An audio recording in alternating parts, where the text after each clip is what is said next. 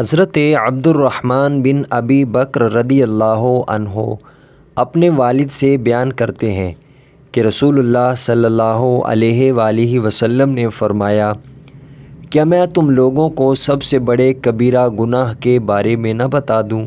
صحابہ نے کہا، اللہ کے رسول صلی اللہ علیہ وآلہ وسلم کیوں نہیں؟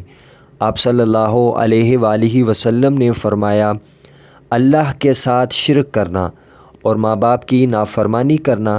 راوی کہتے ہیں آپ اٹھ بیٹھے حالانکہ آپ ٹیک لگائے ہوئے تھے، پھر فرمایا اور جھوٹی گواہی دینا یا جھوٹی بات کہنا۔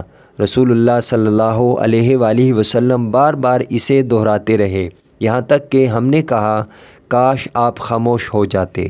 سنن الترمذی حدیث نمبر 1901۔ حضرت عبداللہ بن مسعود رضی اللہ عنہ کہتے ہیں کہ میں نے رسول اللہ صلی اللہ علیہ وآلہ وسلم سے پوچھا، اے اللہ کے رسول صلی اللہ علیہ وآلہ وسلم، کون سا عمل سب سے افضل ہے؟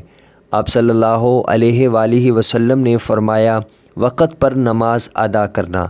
میں نے پوچھا، اے اللہ کے رسول صلی اللہ علیہ وآلہ وسلم، پھر کون سا عمل زیادہ بہتر ہے؟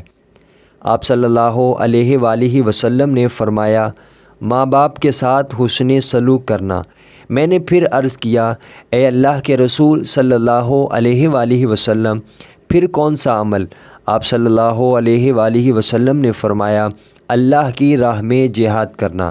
پھر رسول اللہ صلی اللہ علیہ وآلہ وسلم خاموش ہو گئے، حالانکہ اگر میں زیادہ پوچھتا تو آپ صلی اللہ علیہ وآلہ وسلم زیادہ بتاتے۔